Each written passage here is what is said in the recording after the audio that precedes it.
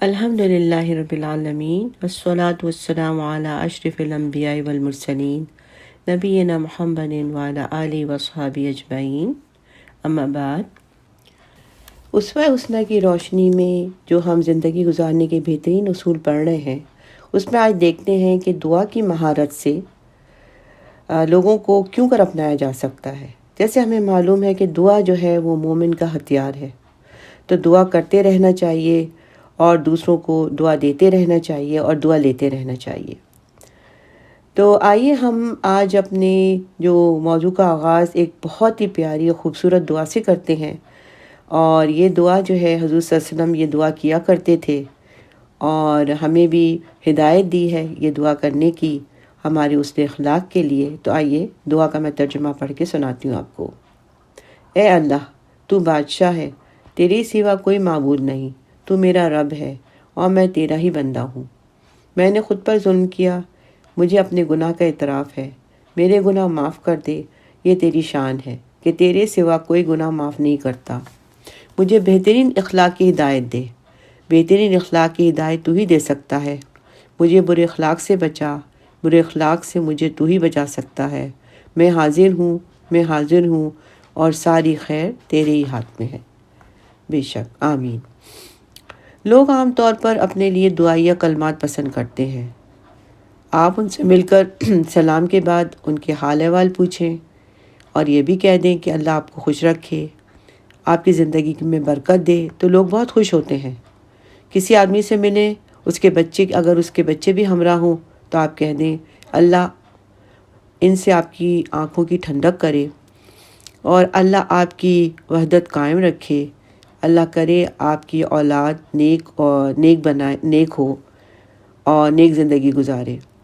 مطلب یہ جو باتیں ہیں، یہ جو دعائیہ کلمات لوگوں کو بولنا، یہ جو ہے یہ تجربات کی روشنی میں آپ کو بتایا جا رہا ہے کہ ایسے جو کلمات ہیں یہ لوگوں کے دلوں میں ایک عجیب اثر اور تاثر پیدا کرتے ہیں۔ نبی کریم صلی اللہ علیہ وسلم کا طریقہ بھی یہی تھا۔ آپ دعا کی مہارت کے ذریعے سے لوگوں کو دین کی طرف راغب کرتے تھے۔ طفیل بن عمر قبیلہ دوس کے سردار تھے۔ وہ ایک روز کسی کام سے مکہ آئے۔ اشراف قریش نے انہیں دیکھا تو دریافت کیا تم کون ہو؟ انہوں نے بتایا میں دوس کا سردار طفیل بن عمر ہوں۔ قریش کو خدشہ ہوا کہیں یہ طفیل بن عمر رسول صلی اللہ علیہ وسلم سے ملاقات کر کے ان سے متاثر نہ ہو جائے۔ انہوں نے طفیل سے کہا یہاں ایک آدمی ہے جس کا دعویٰ ہے کہ وہ نبی ہے، اس کے قریب بیٹھنے یا اس سے بات سننے سے پرہیز کرنا۔ وہ ساحر ہے، اگر آپ اس کی باتیں سننے بیٹھ گئے تو دماغ خراب ہو جائے گا۔ طفیل کہتے ہیں کہ واللہ وہ مجھے ڈراتے رہے یہاں تک کہ میں نے طے کر لیا کہ میں رسول صلی اللہ علیہ وسلم کی کوئی بات نہیں سنوں گا اور نہ ہی ان سے کلام کروں گا۔ اور میں نے اس ڈر سے کانوں میں روئی ٹھوس لی کہ میں وہ رسول صلی اللہ علیہ وسلم کے قریب سے گزر رہا ہوں اور آپ کی کوئی بات میرے کانوں میں نہ پڑ جائے۔ اگلی صبح میں مسجد میں آیا تو دیکھا رسول صلی اللہ علیہ وسلم کھڑے نماز پڑھا رہے تھے۔ میں آپ کے قریب جا کے کھڑا ہو گیا۔ آخر اللہ نے مجھے رسول صلی اللہ علیہ وسلم کے الفاظ سنا کر چھوڑے۔ یہ بڑا عمدہ کلام تھا۔ میں نے دل میں کہا میری ماں کی بربادی، واللہ میں تو اچھا خاصا عقلمند آدمی ہوں، برا بھلا خوب جانتا ہوں اور سمجھتا ہوں، پھر میں اس آدمی کا کلام کیوں نہ سن لوں؟ اگر اس کی باتیں اچھی ہوئیں تو قبول کر لوں گا، بری ہوئی تو چھوڑ دوں گا۔ میں وہاں کھڑا رہا۔ رسول صلی اللہ علیہ وسلم نماز مکمل کر کے گھر کو روانہ ہوئے تو میں بھی آپ کے پیچھے ہو لیا۔ آپ اپنے گھر چلے گئے، میں بھی پیچھے پیچھے گھر میں داخل ہو گیا۔ میں نے کہا محمد صلی اللہ علیہ وسلم آپ کی قوم یہ اور یہ کہتی ہے، واللہ وہ مجھے خوفزدہ کر رہے ہیں، یہاں تک کہ میں نے اپنے کانوں میں روئی ٹھوس لی تاکہ آپ کی باتیں نہ سن سکوں۔ اب میں آپ کی ایک بات سن چکا ہوں، وہ مجھے اچھی لگی ہے، اس لیے آپ اپنا معاملہ میرے سامنے پیش کریں۔ طفیل کی یہ باتیں سن کر رسول صلی اللہ علیہ وسلم خوش ہوئے۔ آپ نے طفیل کے سامنے اسلام پیش کیا اور قرآن پاک کی تلاوت کی۔ طفیل نے وہیں اسلام قبول کر لیا۔ انہوں نے کہا اے اللہ کے رسول، میری قوم میری بات مانتی ہے، میں جا کر انہیں اسلام کی طرف بلاؤں گا۔ یہ کہہ کر طفیل مکہ سے نکلے اور وقت ضائع کیے بغیر اپنی قوم کے پاس پہنچ گئے۔ والد ملنے آئے جو نہایت عمر رسیدہ تھے اور زندگی کے دن گن رہے تھے۔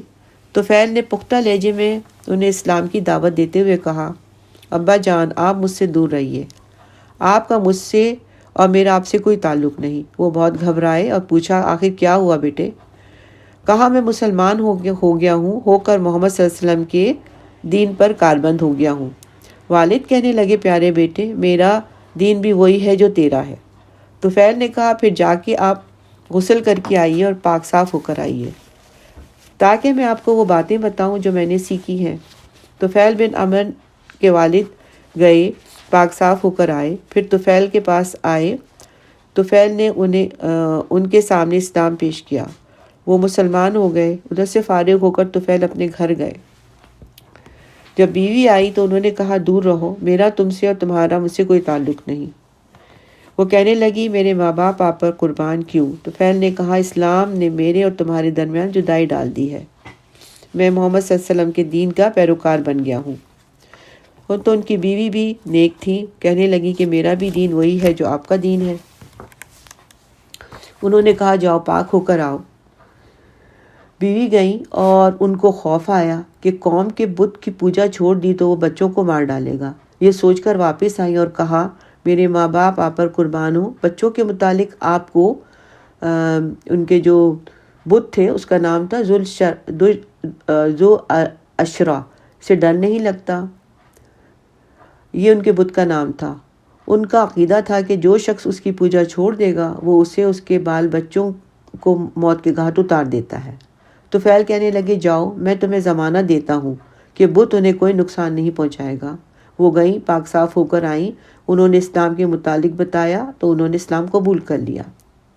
اس کے بعد طفیل اپنی قوم کے گھر گھر جا کے اسلام کی دعوت دینے لگے اور ان کی مجلسوں میں جاتے، چوراہوں میں کھڑے ہوتے اور کھڑے ہو کر توحید کا ڈنکا بجاتے۔ قوم کے لوگوں نے ان کی بات مان کر بتوں کو پوجنا چھوڑنے سے انکار کر دیا، یعنی ان قوم کے لوگوں نے ان کی بات نہیں مانی۔ طفیل بن عمر ان کے اس رویے سے سخت ناراض ہوئے۔ انہوں نے رخت سفر باندھا اور نبی صلی اللہ علیہ وسلم سے ملاقات کے لیے روانہ ہوئے۔ رسول صلی اللہ علیہ وسلم سے ملے اور کہا، یا رسول اللہ صلی اللہ علیہ وسلم، دوست کے لوگوں نے میری بات ماننے سے انکار کر دیا، آپ ان پر بد دعا کیجیے۔ نبی صلی اللہ علیہ وسلم کے چہرے کا رنگ بدل گیا، آپ نے دونوں ہاتھ آسمان کی طرف اٹھائے۔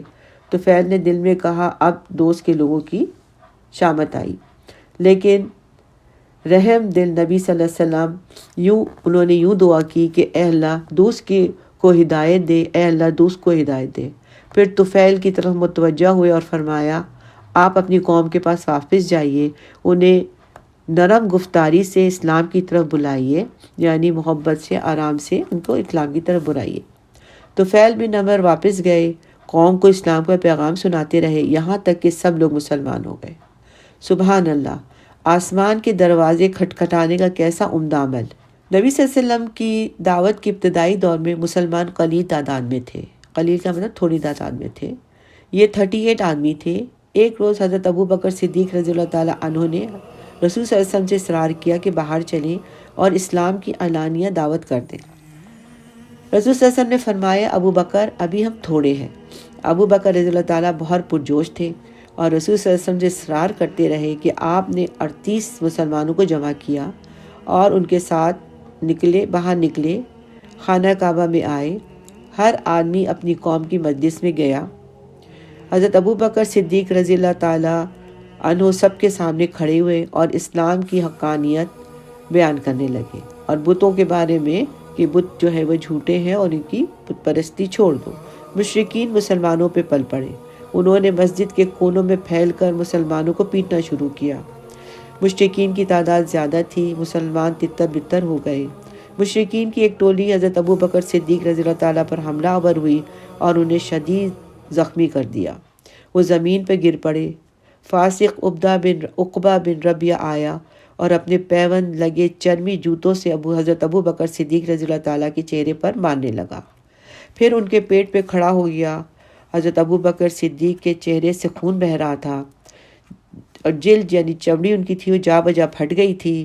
ناک نقشہ سجائی نہیں دے رہا تھا۔ حضرت ابو بکر صدیق رضی اللہ تعالیٰ عنہ کے قبیلے تیم کے لوگ بھاگم بھاگ آئے، ان لوگوں کو ہٹایا جو حضرت ابو بکر صدیق کو مار رہے تھے۔ حضرت ابو بکر صدیق کو ایک چادر میں اٹھا کر گھر پہنچا دیا۔ انہیں یقین تھا کہ حضرت ابو بکر صدیق رضی اللہ تعالیٰ عنہ زندہ نہیں رہیں گے۔ بنو تیم کے لوگ واپس مسجد میں گئے اور سب کے درمیان اعلان کیا کہ واللہ اگر ابو بکر رضی اللہ تعالیٰ عنہ جان بحق ہو گئے تو ہم عتبہ بن ربیعہ کو بھی زندہ نہیں چھوڑیں گے۔ اس کے بعد وہ دوبارہ حضرت ابو بکر صدیق رضی اللہ تعالیٰ عنہ کے گھر آئے۔ وہ بے ہوش تھے، کچھ پتہ نہیں تھا کہ زندہ بھی ہیں کہ نہیں۔ والد ابو قحافہ اور قوم کے لوگ چارپائی کے ارد گرد انہیں ہوش میں لانے کی کوشش کر رہے تھے۔ والدہ سرہانے بیٹھی رو رہی تھیں۔ دن کے آخری پہر حضرت ابو بکر صدیق رضی اللہ تعالیٰ عنہ نے آنکھیں کھولی۔ پہلی بات یہ کہی کہ رسول صلی اللہ علیہ وسلم کا کیا حال ہے۔ قوم کے لوگوں کو سخت غصہ آیا اور رسول صلی اللہ علیہ وسلم کو نعوذ باللہ برا کہنے لگے اور اٹھ کھڑے ہوئے۔ جاتے جاتے حضرت ابو بکر صدیق کی والدہ سے کہا اسے کچھ کھلا پلا دیجیے۔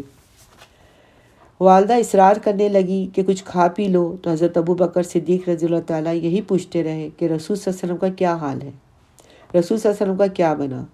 ماں نے کہا واللہ مجھے تمہارے ساتھی کے بارے میں کچھ پتہ نہیں۔ ابو بکر صدیق رضی اللہ تعالیٰ عنہ نے ماں سے کہا جمیل بنت خطاب کی طرف جائیے اور رسول صلی اللہ علیہ وسلم کے متعلق پوچھ کر آئیے۔ وہ جمیل رضی اللہ تعالیٰ کے گھر آئیں اور بولی ابو بکر تم سے محمد بن عبداللہ کے بارے میں پوچھ رہے ہیں صلی اللہ علیہ وسلم۔ جمیل نے کہا میں ابو بکر یا محمد بن عبداللہ کو نہیں جانتی، لیکن کیا تم پسند کرو گی کہ میں تمہارے ساتھ تمہارے بیٹے کے پاس چلوں؟ کہا ٹھیک ہے۔ ابو بکر کی والدہ جمیل کو ساتھ لے کر حضرت ابو بکر کے پاس آئیں۔ جمیل نے حضرت ابو بکر کی جو حالت دیکھی تو کہنے لگی واللہ جس قوم نے آپ سے یہ سلوک کیا ہے وہ اہل کفر اور فسق ہیں، مجھے امید ہے کہ اللہ ان سے آپ کا انتقام لے گا۔ حضرت ابو بکر صدیق نے بوجھل آنکھوں سے جمیل رضی اللہ تعالیٰ عنہا کی طرف دیکھا اور دریافت کیا کہ رسول صلی اللہ علیہ وسلم کیسے ہیں۔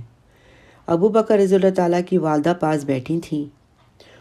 جمیل کو خدشہ ہوا کہ لوگوں کو میرے اسلام لانے کا پتہ چل گیا تو وہ مجھے بھی اذیت دیں گے، کیونکہ وہ اسلام لے آئی تھیں۔ تو وہ بولی ابو بکر آپ کی والدہ سن رہی ہیں۔ ابو بکر رضی اللہ تعالیٰ عنہ نے انہیں اطمینان دلاتے ہوئے کہا کہ میری والدہ سے آپ کو کوئی خطرہ نہیں۔ اس پر جمیل نے کہا خوشخبری یہ ہے کہ رسول صلی اللہ علیہ وسلم سلامت ہیں۔ حضرت ابو بکر صدیق نے بے قراری سے پوچھا کہاں ہیں وہ؟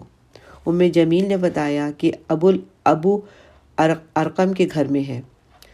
حضرت ابو بکر صدیق کی والدہ نے التجا کی تمہیں اپنے ساتھی کا حال معلوم ہو گیا، آپ کچھ کھا پی لو۔ حضرت ابو بکر صدیق رضی اللہ تعالیٰ عنہ نے جواب دیا اللہ کی قسم میں اس وقت تک کچھ نہیں کھاؤں گا نہ پیوں گا جب تک رسول صلی اللہ علیہ وسلم کو اپنی آنکھوں سے نہ دیکھ لوں۔ حضرت ابو بکر صدیق رضی اللہ تعالیٰ کی والدہ اور جمیل انتظار کرتی رہیں کہ لوگوں کی آمد و رفت تھمے تو وہ گھر سے نکلے۔ نقاہت کی شدت سے ابو بکر صدیق رضی اللہ تعالیٰ کے پاؤں زمین پر لکیر کھینچتے جا رہے تھے۔ یہ تینوں دار الارقم میں داخل ہوئے تو مسلمانوں نے دوڑ کر حضرت ابو بکر صدیق رضی اللہ تعالیٰ عنہ کو پکڑ لیا۔ رسول صلی اللہ علیہ وسلم ان پر جھک گئے اور بوسہ دیا۔ مسلمانوں نے بھی انہیں پیار سے چوما۔ ان کی حالت دیکھ کر رسول صلی اللہ علیہ وسلم کا دل بھر آیا۔ دکھ کے آثار آپ کے بابرکت چہرے پر دیکھے گئے۔ ابو بکر صدیق رضی اللہ تعالیٰ عنہ نے بھی آپ کے دل کا بوجھ ہلکا کرنے کی خاطر کہا اے اللہ کے رسول میرے ماں باپ آپ پر فدا ہوں، مجھے ان ضربوں کے علاوہ کوئی خاص تکلیف نہیں جو اس فاسق نے میرے منہ پہ لگائی تھی۔ پھر وہ کہنے لگے اے اللہ کے رسول میری والدہ اپنے والدین سے حسن سلوک کرتی ہیں، آپ بابرکت ہیں، انہیں اللہ کی طرف بلائیے اور اللہ سے ان کے لیے دعا کیجیے، شاید اللہ آپ کے ذریعے انہیں آگ سے بچا لے۔ رسول صلی اللہ علیہ وسلم نے حضرت ابو بکر صدیق رضی اللہ تعالیٰ عنہ کی والدہ کے لیے دعا کی اور انہیں اللہ تعالیٰ کی طرف بلایا۔ وہ فوراً ایمان لے آئی۔ مسلمانوں کی زندگی میں دعا کو بنیادی حیثیت حاصل تھی۔ حضرت ابو ہریرہ رضی اللہ تعالیٰ عنہ کی والدہ اسلام نہیں لائی تھی۔ حضرت ابو ہریرہ رضی اللہ تعالیٰ عنہ والدہ کو اسلام کی دعوت دیتے تو انکار کر دیتی۔ ایک روز ابو ہریرہ رضی اللہ تعالیٰ نے والدہ سے اصرار کیا کہ اسلام قبول کر لیں۔ اس پر طیش میں آ کر والدہ نے رسول صلی اللہ علیہ وسلم کو برا بھلا کہہ دیا، نعوذ باللہ۔ ابو ہریرہ رضی اللہ تعالیٰ عنہ بہت رنجیدہ ہوئے، روتے روتے حضور صلی اللہ علیہ وسلم کی خدمت میں حاضر ہوئے اور عرض کی، اے اللہ کے رسول، میں اپنی والدہ کو اسلام کی دعوت دیتا رہتا ہوں اور انکار کرتی رہتی ہے۔ آج پھر میں نے انہیں اسلام کی طرف بلایا تو انہوں نے آپ کے بارے میں غلط باتیں کی۔ اے اللہ کے رسول صلی اللہ علیہ وسلم، اللہ سے دعا کیجیے کہ وہ ابو ہریرہ کو اسلام کی ہدایت دیں۔ رسول صلی اللہ علیہ وسلم نے ان کے لیے دعا کی۔ ابو ہریرہ رضی اللہ تعالیٰ عنہ گھر لوٹے، دروازہ کھولنا چاہا تو بند تھا۔ دستک دینے پر والدہ نے دروازہ کھولا اور ساتھ ہی کہا، اشہد ان لا الہ الا اللہ و اشہد ان محمد رسول اللہ۔ ابو ہریرہ رضی اللہ تعالیٰ نے یہ کلمات والدہ کی زبان سے سنے تو فوراً واپس ہو کر رسول صلی اللہ علیہ وسلم کی خدمت میں آئے۔ ان کی آنکھوں میں خوشی کے آنسو تھے۔ انہوں نے کہا، اے اللہ کے رسول صلی اللہ علیہ وسلم، خوش ہو جائیے، اللہ نے آپ کی دعا قبول کر لی۔ یوں ابو ہریرہ رضی اللہ تعالیٰ کی نیک بخت والدہ کو اللہ نے اسلام کی ہدایت دی۔ حضرت ابو ہریرہ رضی اللہ تعالیٰ عنہ نے عرض کی، اے اللہ کے رسول، اللہ سے دعا کیجیے کہ وہ اپنے مومن بندوں کے دلوں میں میری اور میری والدہ کی محبت ڈال دے اور انہیں ہمارے لیے محبوب بنا دے۔ رسول صلی اللہ علیہ وسلم نے دعا کی، اے اللہ، اپنے اس پیارے بندے اور اس کی والدہ کو اپنے مومن بندوں کا محبوب بنا دے اور مومنین کے محبت ان کے دلوں میں ڈال دے۔ حضرت ابو ہریرہ رضی اللہ تعالیٰ عنہ کہتے ہیں کہ یوں روئے زمین پر موجود ہر مومن مرد اور مومن عورت کو مجھ سے محبت ہے اور میں ان سے محبت کرتا ہوں۔ اللہ تعالیٰ نے قرآن میں سورہ المومن میں فرمایا ہے، وَقَالَ رَبُّكُمُ ادْعُونِي أَسْتَجِبْ لَكُمْ، اور تمہارے رب نے کہا ہے کہ مجھ سے دعا کرو، میں قبول کروں گا۔ بے شک تو دعا کو اپنی زندگی میں شامل کر لینا چاہیے ہم سب کو، اور دعا کرتے رہنا چاہیے، دوسروں کو دعا دیں، وہ دعا آپ کے حق میں بھی قبول ہوتی ہے اور انشاءاللہ دوسروں سے بھی ہمیں دعا ہی ملے گی۔ آمین۔ الحمدللہ الذی بنعمتہ تتم الصالحات۔ اللہ تعالیٰ قبول فرمائے۔ ربنا تقبل منا انک انت السمیع العلیم وتب علینا انک انت التواب الرحیم۔ آمین یا رب العالمین۔ سبحانک اللہم وبحمدک نشہد ان لا الہ الا انت نستغفرک ونتوب الیک۔ السلام علیکم ورحمۃ اللہ وبرکاتہ۔